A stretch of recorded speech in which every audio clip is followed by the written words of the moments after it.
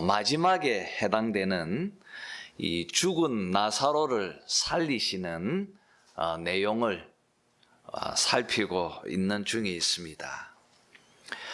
우리가 지난주에 나사로가 병들었다는 말을 들으신 예수님께서 이틀을 더 지체하신 후에 요단강 건너편에서 나사로가 살고 있는 베다니로 떠나시는 모습을 보았습니다.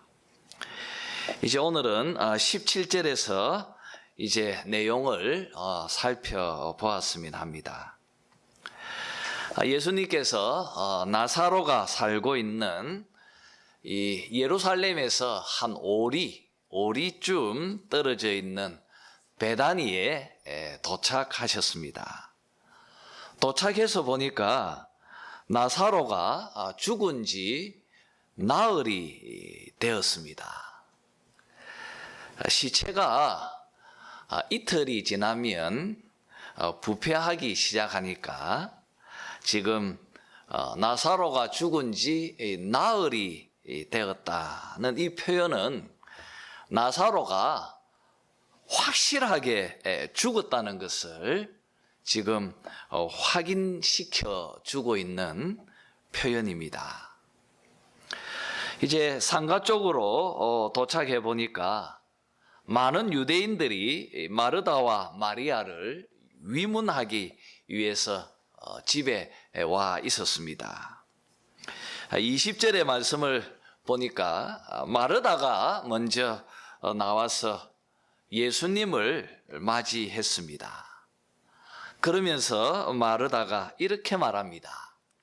주께서 여기 계셨더라면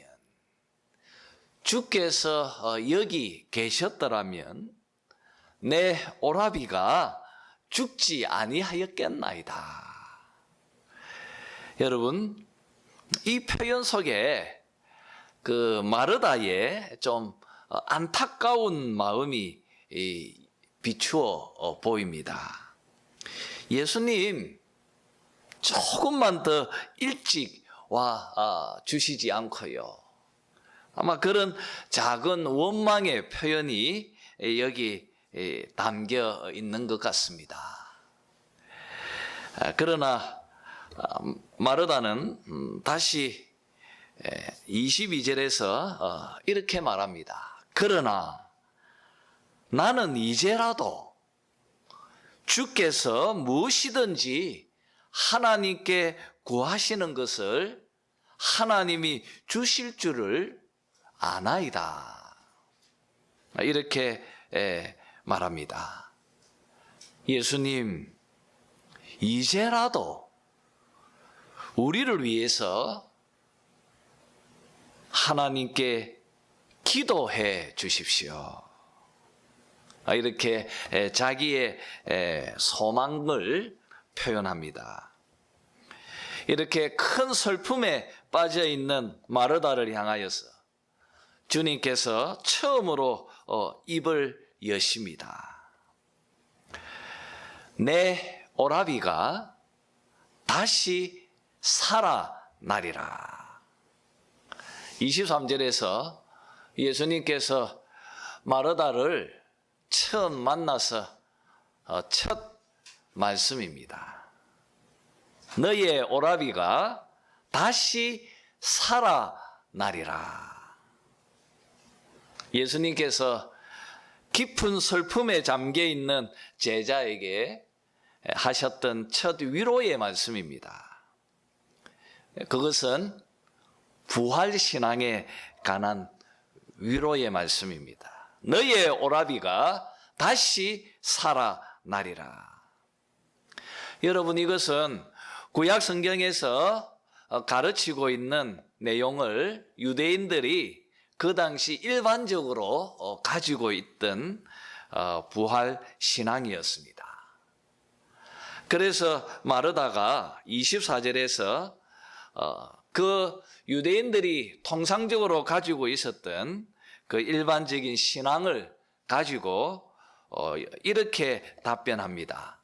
마지막 날 부활 때에는 다시 살아날 줄을 내가 아나이다. 이렇게 답변합니다. 마르다의 이 표현은 지금 우리 성도들도 다 같이 함께 고백하는 그런 부활의 소망이기도 합니다. 이 믿음의 고백을 들으신 예수님께서 오늘 우리들의 설교의 논지가 담겨 있는 25절, 26절의 말씀을 마르다에게 전하십니다. 한번 읽어볼까요? 오늘 설교의 논점입니다. 25절, 26절을 다 같이 읽겠습니다. 시작.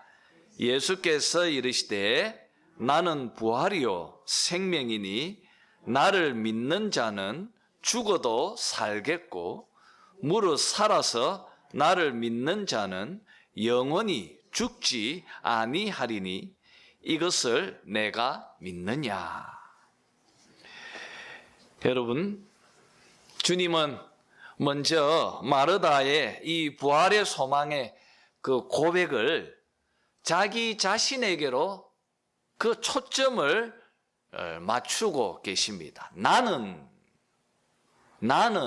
이렇게 주님께서 이 부활의 소망을 자신에게로 지금 집중시켜 가시면서 이야기를 시작하셨습니다. 나는 부활이요 생명이다. 나는 부활이요 생명이다. 라고 그렇게 말씀하십니다. 여러분, 이것은 요한복음에서 등장하는 그 7개의 나는 뭐뭇이다. 나는 생명의 떡이다. 나는 세상의 빛이다. 이렇게 이 에고 에임이라고 그렇게 제가 말씀드렸습니다. 이 7개의 나는 뭐뭇이다 라고 하는 이 에고 에임의 오늘 이 말씀은 5번째에 해당되는 것입니다. 나는 부활이요 생명이다. 주님께서 말씀하십니다. 여러분, 예수님은 오래전부터 구약 성경으로부터 이스라엘 백성들이 가지고 있었던 이 부활 신앙을 자기 자신에게로 적용시키시면서 예수님이 바로 그 언약의 말씀을 이루시고 그 언약의 말씀을 성취시켜 나가시는 분이라는 것을 스스로 밝히고 있는 것입니다. 내가 바로 부활의 소망을 성취하는 자이다. 내가 바로 이 부활의 생명을 너희들에게 나누어 주는 자이다. 지금 말하고 있는 것입니다. 여러분, 예수님이 바로 부활이고 생명이십니다. 여러분, 이제 그림자의 시대는 사라졌습니다. 참된 실체가 우리 앞에 지금 서 계시고 또 지금 마르다 앞에 서 계시는 것입니다. 여러분, 새 시대가 열렸습니다. 이 성전을 헐라 내가 3일 만에 다시 짓겠다고 말씀하신 우리 예수님께서 마르다의 말처럼 먼 미래에 있을 그 마지막 날에, 역사의 마지막 날에 있을 이 부활이 지금 현재 예수님 안에서 성취되어졌고 또 예수님 안에서 이루어졌다고 예수님이 말하고 있는 것입니다. 내가 부활의 성취자이고 내가 바로 생명의 수여자이다. 나로 인하여 이제 그림자의 시대는 사라지고 이제 실체가 너희들 앞에 왔다. 내가 바로 부활이고 내가 바로 생명이다고 주님께서 말하고 계십니다.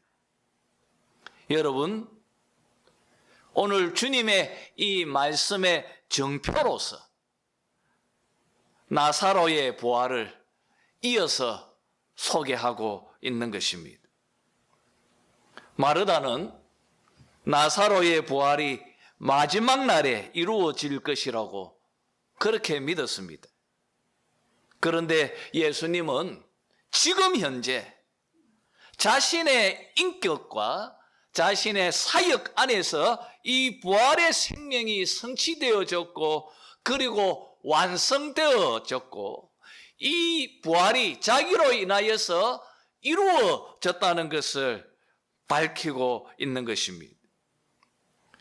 그리고 그 정표로서 3일 전에 죽은 나사로가 무덤에서 걸어 나오게 하신 것입니다. 여러분, 오늘 이 말씀은 우리에게 참 중요한 것을 가르치고 있습니다. 여러분, 중요한 변화는 예수님을 믿는 자들, 그들 안에 지금 현재 이루어졌다는 것을 요한은, 그리고 우리 예수님의 말씀은 우리에게 계속해서 말하고 있습니다.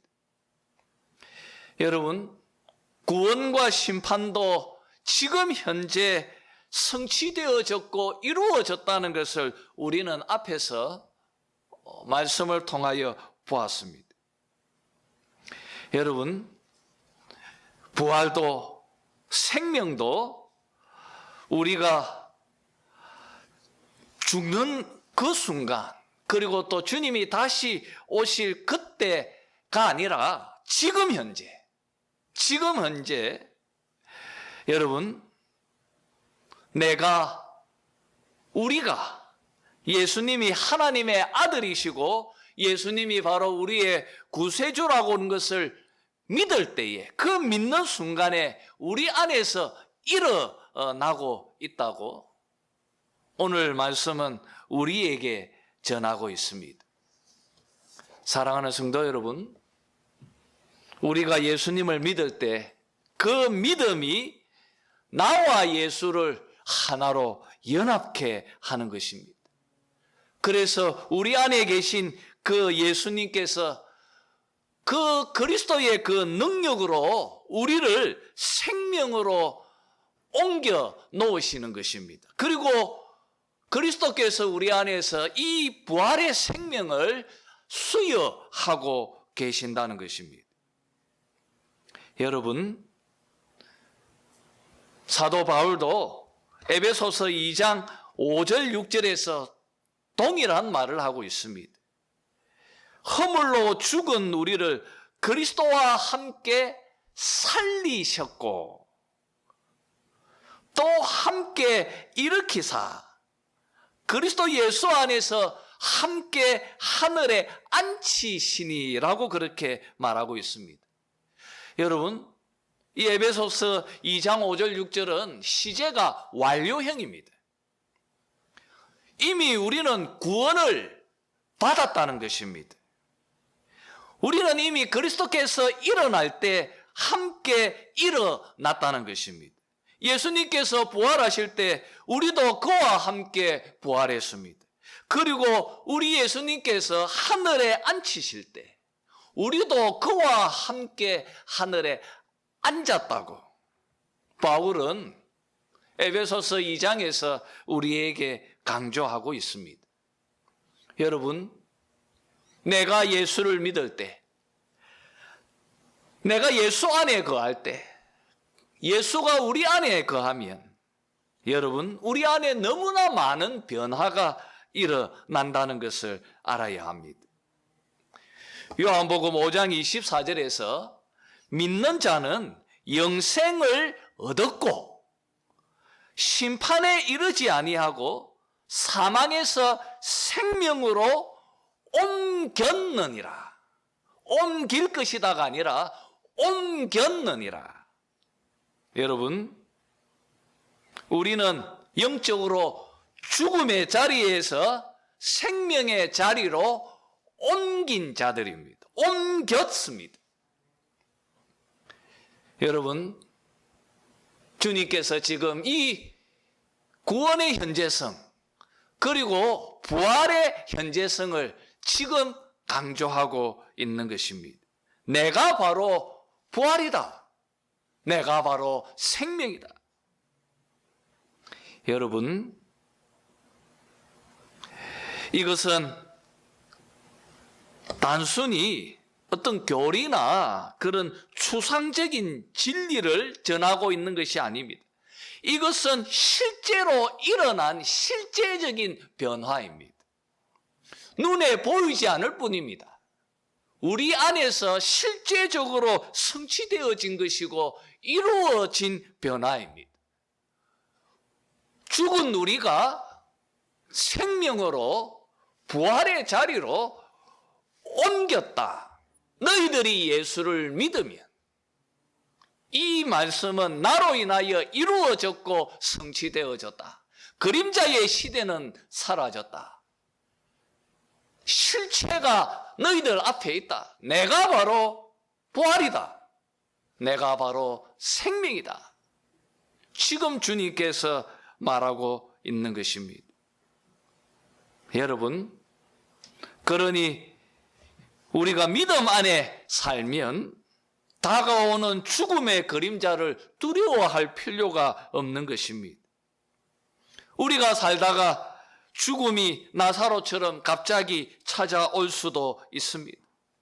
그래서 본문처럼 많은 사람들이 깊은 슬픔에 빠질 때도 있습니다. 그러나 나사로처럼 우리는 부활할 것입니다. 우리는 다시 살 것입니다.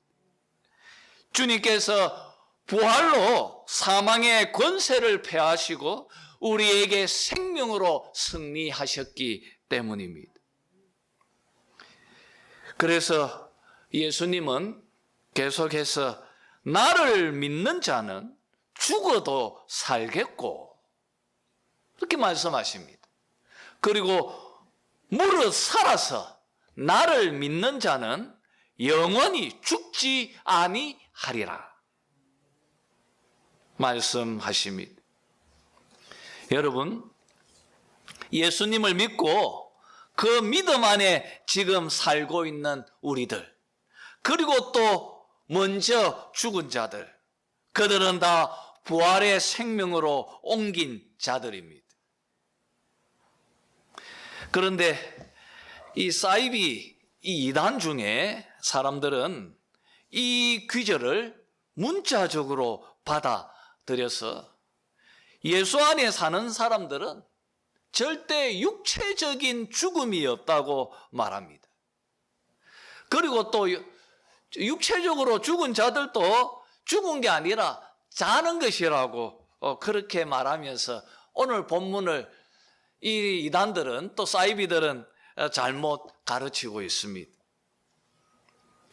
여러분, 오늘 주님의 말씀은 우리가 영원한 생명을 얻었다고 해서 이 세상에서 육체적인 죽음을 맛보지 않는다는 말은 아닙니다.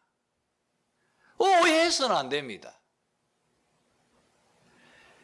여러분, 주님께서 이 말씀을 하고 있는 것은 부활의 현재성을 강조하고자 하는 것이고요. 자신이 바로 이 구약의 그 언약의 말씀들을 성취하시는 분이라는 것을 강조하려는 것입니다. 여러분, 주님은 부활이시고 생명 되십니다. 그는 그리고 그를 믿는 자들, 그 안에서 사는 자들은 영원히 죽지 않을 것입니다. 그것의 확실한 정표로 또 그 보증으로서 하나님은 우리 안에 생명을 주셨고 그리고 나사로가 일어나도록 하신 것입니다. 여러분, 오늘 예수님은 마르다에게 묻습니다. 마르다야, 이것을 내가 믿느냐? 이것을 내가 믿느냐? 주님께서 물으십니다. 주님께서 마르다에게 물으셨듯이 오늘 저는 여러분에게 묻습니다. 여러분은 어떻습니까? 여러분은 부활을 믿습니까? 지금 현재 그리스도께서 자기의 능력으로 여러분을 사망의 자리에서 생명으로 옮기셨다는 것을 여러분 믿으십니까? 그리고 역사의 마지막 때 주님 다시 오실 때 산자와 죽은 자들 모두가 다 생명의 부활로 일어날 것을 여러분 믿습니까? 믿으시기를 바랍니다. 예수님이 바로 부활이십니다. 그가 바로 생명 되십니다. 여러분, 주님의 이 말씀에 마르다의 믿음이 굳건해졌습니다. 더 굳건해졌습니다. 그래서 마르다는 27절에서 정말 귀한 고백을 합니다. 같이 한번 읽을까요? 27절입니다. 마르다의 신앙 고백입니다. 다 같이 읽죠. 시작. 이르되 주여 그러하외다. 주는 그리스도시요 세상에 오시는 하나님의 아들이신 줄 내가 믿나이다. 얼마나 아름다운 고백입니까? 주여 그러하외다. 주는 그리스도시요 세상에 오시는 하나님의 아들이신 줄을 내가 믿나이다. 마르다의 이 고백이 요한이 요한복음을 기록한 목적입니다. 마르다의 이 고백이 요한복음을 읽는 모든 독자들이 똑같이 고백하도록 하기 위해서 요한이 이 책을 기록했다고 요한복음 20장에서 밝히고 있습니다. 우리 한번 읽어볼까요? 요한복음 20장 31절을 한번 읽어봅시다. 요한이 이 책을 왜 기록했습니까? 다 같이 한번 읽죠. 요한복음 20장 31절 다 같이 읽겠습니다. 시작. 오직 이것을 기록함은 너희로 예수께서 하나님의 아들 그리스도이심을 믿게 하려 하며 또 너희로 믿고 그 이름을 힘입어 생명을 얻게 하려 함이니라. 여러분, 이것을 위해서 요한은 이 책을 기록했고요. 그 기록의 목적대로 마르다는 고백합니다. 그러하외다. 그러하외다. 주는 그리스도시요 세상에 오시는 하나님의 아들이신 줄 내가 믿나이다. 여러분, 우리가 요한복음을 지금 읽어가고 있습니다. 매 순간마다 하나님께서 이 요한복음을 통하여서 여러분에게 원하시는 고백이 있습니다. 그것이 바로 오늘 마르다가 하고 있는 이 고백입니다. 주는 그리스도시요 세상에 오시는 하나님의 아들이신 줄을 내가 믿나이다. 여러분, 마태복음 16장에서 천국의 열쇠를 받은 베드로의 고백도 동일합니다. 주는 그리스도시요 살아계신 하나님의 아들이십니다. 여러분, 마르다의 이 고백이, 베드로의 이 고백이 여러분들의 고백이 되어지길 바랍니다. 이 믿음 안에 얼마나 놀라운 신비가 그 안에 담겨 있는지 모릅니다. 여러분이 예수를 믿으면 여러분 안에서 얼마나 엄청난 변화들이 여러분의 그 심령 속에서 일어나고 있는지를 여러분, 이 요한복음은 우리에게 증언해 주고 있습니다.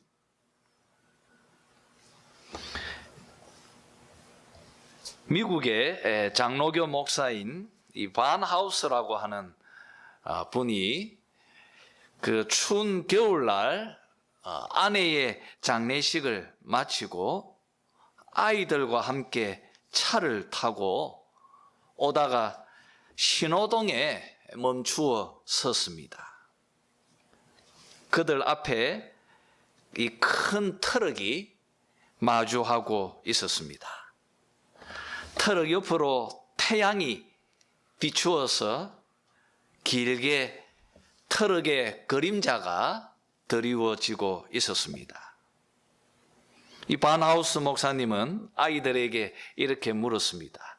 만약 우리 차가 트럭에 치여야 한다면 이 그림자와 트럭 중에 어느 것이 낫겠나? 그렇게 물었습니다. 막내가 말했습니다. 그림자요. 그림자는 아무도 다치게 할 수 없으니까요. 그렇게 말했습니다. 반하우스가 목사님이 말했습니다. 그렇다. 얘들아, 예수님께서 죽음의 차가 결코 우리를 멸망시키지 못하게 하셨다. 엄마는 단지 죽음의 그림자가 지나쳤을 뿐이란다. 지금 엄마는 예수님과 함께 살고 있단다. 이것을 잊지 말아라고 그렇게 말했다고 합니다. 참 오늘 말씀은 죽음에 직면한 많은 사람들 앞에 얼마나 큰 위로가 되는지 모릅니다. 그리고 반하우스 목사님처럼 사랑하는 사람을 죽음으로 잃어버린 많은 슬픔에 잠겨 있는 사람들에게 이 부활이, 이 생명이 얼마나 큰 위로인지 모르는 것입니다. 여러분, 예수님은 부활이십니다. 그는 생명이십니다. 그를 믿으시기를 바랍니다. 마르다처럼 매 순간마다 이 신앙을 고백하는 그런 우리가 되었으면 좋겠습니다. 이제 말씀을 정리하도록 하겠습니다. 여러분, 우리들이 매주일 고백하는 사도신경을 기억하시기를 바랍니다.